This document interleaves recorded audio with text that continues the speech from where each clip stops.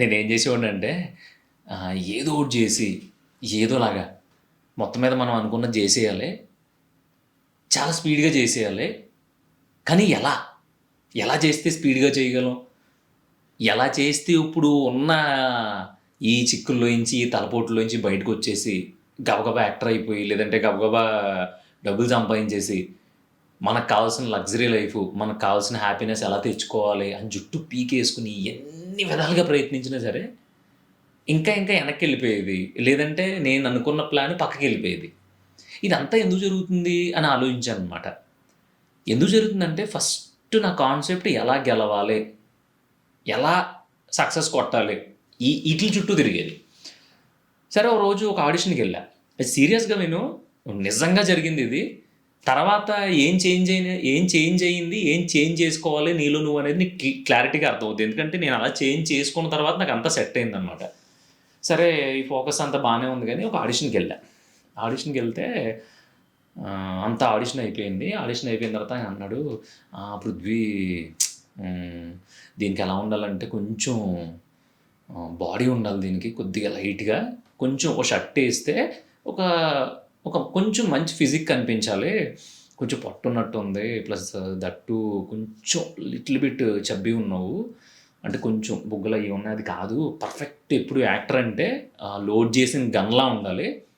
ఎందుకంటే నువ్వు number of ఆడిషన్స్కి వెళ్తూ ఉంటావు, చాలామందిని కలుస్తూ ఉంటావు, ఎప్పుడు ఏ క్యారెక్టర్ వస్తుందో నీకు తెలియదు. కాబట్టి నువ్వు 365 రోజులు చాలా సంవత్సరాల పాటు ఫిట్గా ఉండాలి. అలా ఫిట్గా ఉండాలంటే నువ్వు రోజు పొద్దున్నే లేచి టిఫిన్ ఎలా చేస్తావో అలాగా వర్కౌట్స్, నీ బాడీ మెయింటెనెన్స్ అనేది నీ లైఫ్లో ఒక విడదీయరాని ఒక పార్ట్ అయిపోవాలని చెప్పాడు.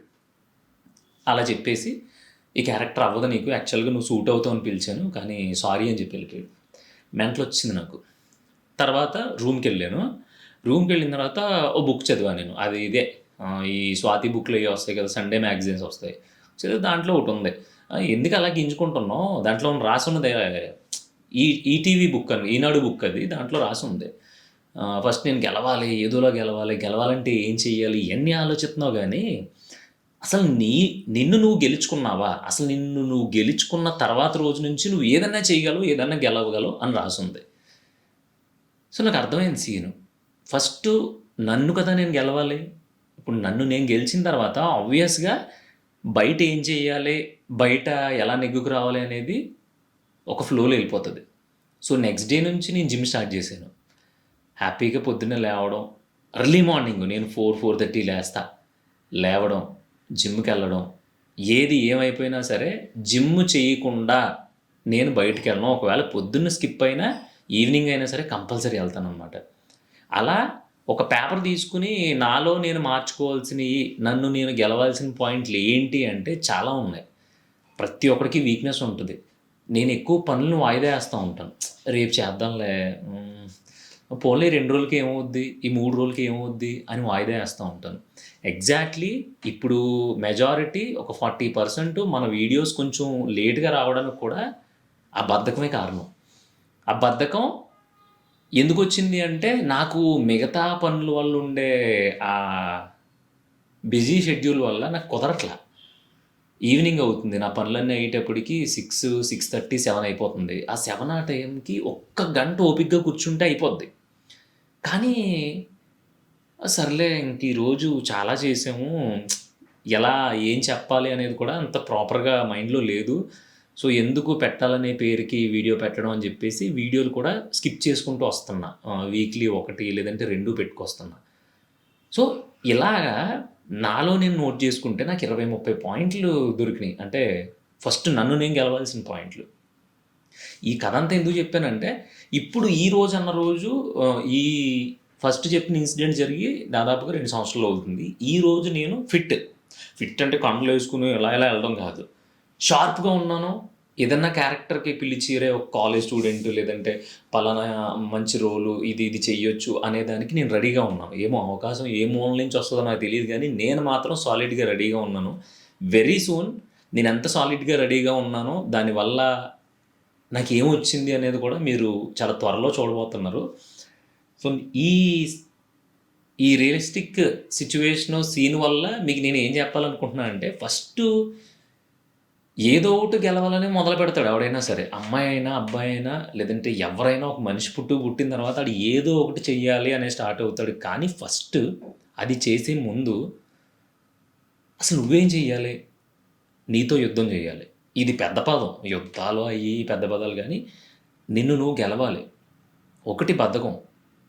నువ్వు చేద్దాంలే, చూద్దాంలే, నెక్స్ట్ సండే, నెక్స్ట్ పండగ స్కిప్ చెయ్యాలి. ఓపికగా ఆ బద్ధకాన్ని ఒక్క 10 సెకండ్‌లో లేచి కూర్చొని పని మొదలుపెట్టేసావంటే మళ్ళీ బద్ధకం ఉండదు. అది ఫస్ట్ గెలవాల్సిన పాయింట్. తర్వాత మనం చాలామందికి సలహాలు ఇస్తా ఉంటాం. వందల సలహాలు ఇస్తా ఉంటాం. ఒక్కసారి గుర్తుపెట్టుకో, ఒక చిన్న పాజ్ ఇచ్చి నువ్వు బయటికిచ్చే 10 సలహాల్లో ఒక్క సలహాను నువ్వు వాడుకున్నా నువ్వు బాగుపడదు. కానీ నువ్వు ఆ సలహాలు నువ్వు ఫాలో అవ్వు. అవతలోళ్ళకి మాత్రం బ్రహ్మాండమైనవి చెప్తావు. ఇరే ఆ పక్కోడు కూడా నీకు ఎందుకురా అసలనే, ఆడితో మనకు పనేంటి? నువ్వు ఆడితో ఎందుకు తిరుగుతున్నావు అసలు? అసలు నువ్వు ఆ పని ఎందుకు చేస్తున్నావు? అవసరమా నీకు ఇవన్నీ అని చెప్తావు. బాగుంది, బాగా చెప్పావు. ఆడది ఫాలో అయ్యాడా లేదని పక్కన పెట్టేసి, మరి నువ్వు ఫాలో అవుతున్నావు అయ్యి ఎవరి దగ్గరికో వెళ్ళి ఎవరి గురించో మాట్లాడతావు. నీకు అనవసరం లేని పనుల్లో ఏలు పెడతావు. అనవసరంగా టైం వేస్ట్ చేస్తావు. ఈ 3 సలహాలు నువ్వు అవతలోడికి ఇచ్చినాయే కదా. ఆ మూడట్లో నిన్ను నువ్వు గెలుచుకున్నావా? నిన్ను నువ్వు గెలవగలిగావా? లేదు. నెక్స్ట్ టైము ఈ మూడట్లో ఫస్ట్ నువ్వు నువ్వు గెలిచావనుకో, దాని నుంచి వచ్చే ప్రతిఫలం అంటారు కదా, దాని నుంచి వచ్చే ఎఫెక్ట్ ఎలా ఉంటుందంటే నీకు చాలా స్పీడ్ వస్తుంది తర్వాత. డబ్బులు ఖర్చు విషయంలో కూడా అంతే. ₹10 దేంట్లోనే ఇన్వెస్ట్ చేయరా, పలానా కొనుక్కోరా అని అవతలోడు చెప్తావు. కానీ నువ్వు మాత్రం అనవసరంగా ఈ 300 కదా, ఈ 200 కదా, ఈ 500 కదా అని అవసరం లేకపోయినా ఖర్చు పెడతా ఉంటావు. ఆ ఖర్చు విషయంలో నిన్ను నువ్వు గెలవగలివా? లేదు. అది పోయింది. పోన్లే, ఎవడో ఏ లవ్‌లోనో లేదంటే ఒక రిలేషన్‌లోనో ఫెయిల్ అయ్యాడు. నీకు కావాల్సినోడు. ఆ కావాల్సినోడు లవ్‌లోనో రిలేషన్‌లోనో ఫెయిల్ అయిన తర్వాత నువ్వు వాడికి ఇచ్చే సలహాలు, వాడికి ఇచ్చే ధైర్యం, వాడికి ఇచ్చే దాన్నేమంటారు స్ట్రెంత్ ఉంటది చూసావా? నాకు తెలిసి శ్రీకృష్ణ పరమాత్ముడు పక్కన కూర్చున్నా కూడా అంత స్ట్రెంత్ ఇవ్వలేడేమో. నువ్వు అంత స్ట్రెంత్ ఇస్తావు వాడికి. కానీ నీ పర్సనల్, నీ లైఫ్‌కి, నీ రిలేషన్స్‌కి, నీ ఇంట్లో గొడవలకి, లేదంటే నీ బంధుత్వాలకి, వీటన్నిటికి మధ్యలోకి వచ్చేటప్పటికి నువ్వు స్టక్ అయిపోతావు. పలానా ఇలాగా మా ఇంట్లో ఇలా జరిగిపోయింది, లేదంటే నా లవర్ ఇలా అనేసింది, నేను రిలేషన్‌లో ఉన్నాను, నన్ను అర్థం చేసుకోవట్లేదు, ఇలా అయిపోయింది ఏంటి నా పరిస్థితి అని నీకు నువ్వే ఓవర్ థింక్ చేసేసుకుని, నీ ప్రొడక్టివిటీ అంటే నువ్వు చేసే పని మొత్తం పక్కన పెట్టేసి దాని గురించే బాధపడుతూ ఉంటావు. ఎందుకు బాధపడతావు? నువ్వు సలహా ఇచ్చావు కదా అవతలోడికి. ఇప్పటిదాకా నీ లైఫ్‌లో ఎంతమందికి ఇచ్చావు అలాంటి సలహాలు? చాలా మందికి ఇచ్చుంటావు. దాంట్లో నువ్వు ఇచ్చిన సలహాలతో అవతలోళ్ళకి ఎంతో కొంత ధైర్యం వచ్చి వాళ్ళు మారారు కదా. మరి నువ్వు నీ దగ్గర సలహా తీసుకుని మారినోడికే అంత ఎఫెక్టివ్‌గా పనిచేస్తే నీ సలహా, నీలోంచి వచ్చిన సలహా అది. నీలోనే ఉంచుకొని నీతో నువ్వు ఫైట్ చేసి నిన్ను నువ్వు గెలవగలిగితే ఎంత బ్యూటిఫుల్‌గా ఉంటది. ఇది ఎప్పుడైనా ఆలోచించావా? ఇయన్నీ ప్రశాంతంగా, ఖాళీగా ఒక్కడివే కూర్చుంటే వచ్చే ఆలోచనలు ఇయన్నీ. ఎప్పుడు చూడు ఏదో ఒక పంచాయతీలో 10 మందితో కూర్చుంటే ఇలాంటి ఆలోచనలు నీకు రావు. ఒక్కడివే ఒంటరిగా కూర్చున్నావు అనుకో, రకరకాల ఆలోచనలు తిరుగుతూ ఉంటే ఎక్కడో చోట స్టక్ అవుతావు, ఆగుతావు. ఆగి ఆలోచిస్తావు. నిన్న నేను ఆడికి అన్ని చెప్పాను. ఒరేయ్ జీవితం అంటే ఇంతేరా, కష్టాలు, సుఖాలు అన్నీ కలిస్తేనే జీవితం రా. చేదు, పులుపు ఇలాగా ఉగాదిలా ఉంటదిరా అని పెద్ద పెద్ద కొటేషన్లు చెప్పాను కదా. నిన్న సడన్‌గా నాకు ఒక ప్రాబ్లమ్ వస్తే దాని గురించి నేను అంతలా ఎందుకు ఆలోచిస్తున్నాను?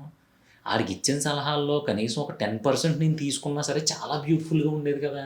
మనకి ఎందుకు రాలేదండి ఈ ఆలోచన అనేది ఒంటరిగా కూర్చున్నప్పుడు వచ్చే ఆలోచన. ఆ ఫోన్‌లో రీల్స్ స్క్రోల్ చేయడం, లేదంటే పనికిమాలిన ముచ్చట్లు పెట్టుకోవడం, పని పాట లేకపోయినా బయటికి బండేసుకొని పోవడం, ఇయన్నీ కాదు. అయన్నీ చేస్తే రానే రాదు. కూర్చో కాసేపు ప్రశాంతంగా రోజులో ఒక 10 నిమిషాలు, 15 నిమిషాలు, 20 నిమిషాలు ఏమీ పట్టుకోవద్దు. ఇప్పుడు నేనే ఉన్నానబ్బా! ఏమీ లేదు, ఇదే రూమ్‌లో ఉన్నాను. సరదాగా కూర్చో ఇలాగ. ఇదే కెమెరా, నేను చూస్తా ఉన్నాను. ఫర్ ఎగ్జాంపుల్ కెమెరా లేదు, ఇలా కూర్చున్నాం. చూసావు, ఏంటి పరిస్థితి అనుకున్నావు.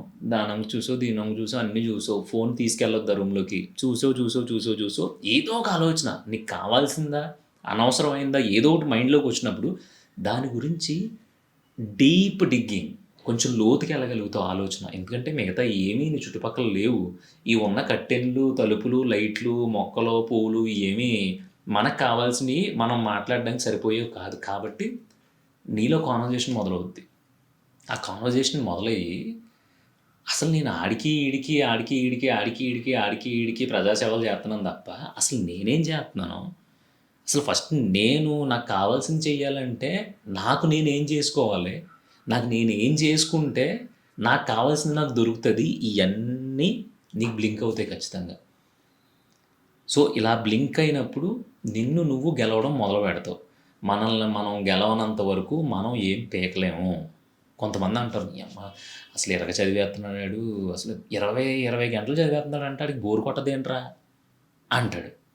ఆడికి ఎందుకు బోర్ కొట్టదంటే ఆడు మనిషే, మనం మనిషే. కానీ ఆడికి అర్థమైంది, నేను ఫస్టు ఏం చేస్తే నాకు కావాల్సింది దొరుకుతుంది అనేది ఆడికి అర్థమైంది. అందుకే కూర్చొని చదువుతున్నాడు. మన దగ్గర ఏమీ లేదు. సో మనం ఏమన్నా సాలిడ్గా పెట్టుబడి ఉందంటే మన దగ్గర, మనం ఒళ్ళు దగ్గర పెట్టుకుని ఏజ్లో చదువుకుంటే నెక్స్ట్ అట్లీస్ట్ ఒక స్టేజ్కి వెళ్తాం. అట్లీస్ట్ ఆ జాబులు చేసేసి మరీ భారీగా సంపాదించకపోయినా ఒక స్టేజ్కి వెళ్తామని ఆడికి అర్థమైంది. కాబట్టి ఆడి బద్ధకాన్ని, ఆడి యాటిట్యూడ్ని, ఆడి మెంటాలిటీని అన్నిటిని గెలిచి ఆడు ఒక చోట కూర్చోబెట్టుకోగలుగుతున్నాడు కొన్ని గంటల పాటు. మధ్యలో వెళ్ళాలనిపిస్తుంది, క్రికెట్ ఆడాలనిపిస్తుంది, ఫోన్ చూడాలనిపిస్తుంది, చాటింగ్ చేయాలనిపిస్తుంది, బయటికి వెళ్ళాలనిపిస్తుంది, సినిమాకి ఇవన్నీ కట్టిపెట్టేసి నాకు అవన్నీ కుదరవు, నువ్వు కూర్చోవలసిందే అని ఆడితో ఆడు ఫైట్ చేసి అక్కడ కొన్ని గంటల పాటు ఆడి శరీరాన్ని, ఆడి మైండ్ని అన్నీ దగ్గర పెట్టి అక్కడ కూర్చోబెట్టుకుని ఆడికాడు చదువుకున్నాడు. ఇంకోటి పని చెయ్యాలి, ఈ పని ఏమన్నా సరే ఆడు మొదలు పెట్టాడంటే ఒరే అసలు అయ్యేదాకా వదలరా అని మనం ఒక్కొక్కటి గురించి చెప్తూ ఉంటాం. ఆడు గొప్పోడేం కాదు, మనమేం సన్నాసులు ఏం కాదు, ఆడు ఒకటే మనం ఒకటే. కాకపోతే ఆడినాడు గెలిచాడు. ఆడు గెలిచాడు కాబట్టే ఆడి బాడీ, ఆడి మైండ్ ఇవన్నీ ఒకే వరుసలో ఉండి ఒక పని మొదలుపెట్టిన తర్వాత అసలు ప్రపంచం అంతా అల్లకల్లోలం అయిపోయినా సరే ఈ పని చేసుకున్నాక నేను వెళ్ళి సినిమా చూస్తా, ఈ పని చేసుకున్నాక నేను ఫ్రెండ్స్తో బాతకానీలు పెట్టుకుంటా, ఈ పని చూసుకున్న తర్వాత ఊరు అడుక్కుంటాను అవసరం అయితే అనేది ఆడు ఫిక్స్ అయ్యి దానికి కట్టుబడి దానికి ఆడి బాడీని, ఆడి మైండ్ని అలైన్ చేసి ఆడి పని చేస్తున్నాడు. నువ్వు నేను సాయంత్రం 6 ఫినిష్ చేసేద్దాం, ఈలోపు 10 గంటల టైం ఉంది, చిరాకు వస్తుంది, బయటికి వెళ్దాం, టీ తాగొద్దాం, సిగరెట్ తాగొద్దాం, బీరేసి వద్దాం, ఇవన్నీ మన పంచాయతీలు. నేను చెప్పింది కరెక్టా కదా? అక్కడ గెలవాల్సింది ఎక్కడంటే అక్కడే. 6కి ఎందుకు ఫినిష్ చేయాలి, ఇప్పుడే ఫినిష్ చేయవచ్చు కదా, ఇప్పుడు వచ్చింది, ఇప్పుడు చెయ్యాలని తెలుసు, అది సాయంత్రం అయినా చెయ్యాలి, సాయంత్రం స్కిప్ అయితే రేపన్నా చెయ్యాలి. రేపు చేయడం వల్ల అవతలోడితో నువ్వు ఫోన్ చేయించుకోవాల్సి వస్తుందిరా, పని అవ్వలేదా ఇంకానే, ఆయన ఫోన్ చేసేస్తున్నారా, కొంచెం త్వరగా కంప్లీట్ చేసేహే అన్నాడు. ఆ ఫోన్ చేయించుకున్న తర్వాత నువ్వు ఆ పని కంప్లీట్ చేసినా కంప్లీట్ చేయకపోయినా శుద్ధ బొక్క నా దృష్టిలో. అదే 10 గంటల ముందు ఆ పని కంప్లీట్ చేసేసి తర్వాత నీకున్న పత్యాపారాలన్నీ పెట్టుకో, ఎవడడిగాడు నిన్ను?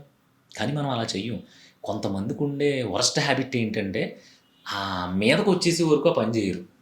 నాకు ఉందనుకో, అందుకే అంత దారుణంగా తిట్టుకుంటున్నాను. ఆ మీదకి వచ్చేయాలి, ప్రెషర్ మొత్తం బిల్డ్ అయిపోయిన తర్వాత టక్కుమని పని చేసేస్తాం. నేనేమంటున్నానంటే కొన్నిట్లో ఓకే, క్రియేటివ్ జాబ్స్లో, రైటింగ్లోని, లేదంటే కొన్ని క్రియేటివ్ ఆర్ట్ వర్క్లో, ఇలాంటి వాటిల్లో అది పనిచేస్తుంది బాగా. ఒక ప్రెషర్ బిల్డ్ అయిన తర్వాత మాత్రమే వాళ్ళు వర్క్ చేయగలుగుతారు. అప్పుడు మాత్రమే థాట్స్ కొంచెం బుర్ర బాగా పనిచేస్తుంది.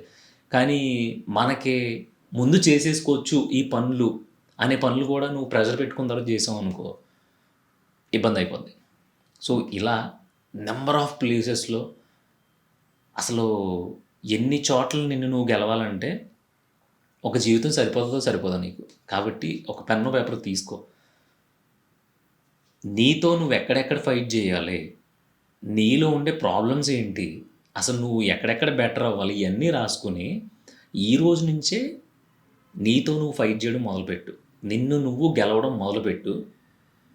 వెరీ సూన్ నీకు 21 రోజుల్లో మారిపోతారు, 30 రోజుల్లో ఏంటి ఇలా పొద్దున్నే 4 లేస్తే మారిపోతారు, ఇవన్నీ పక్కన పెట్టి నిన్ను నువ్వు గెలుచుకోవాల్సిన పాయింట్లు, నీతో నువ్వు ఫైట్ చేయాల్సిన పాయింట్స్ ఏంటో ఈ క్షణం ఈ వీడియో అయిపోయిన తర్వాత ఒక పెన్ను పేపర్ తీసుకుని అబద్ధాలు ఆడకుండా, నీతో నువ్వు కూడా అబద్ధాలు ఆడుకుంటావు, అలా అబద్ధాలు ఆడకుండా అన్నీ రాసుకుని పెట్టుకుని ఒక్కసారి ఒంటరిగా కూర్చున్నట్టు గురించి ఆలోచించి నువ్వు ఆ పాయింట్స్ మీద నీతో నువ్వు ఫైట్ చేయడం మొదలుపెట్టు.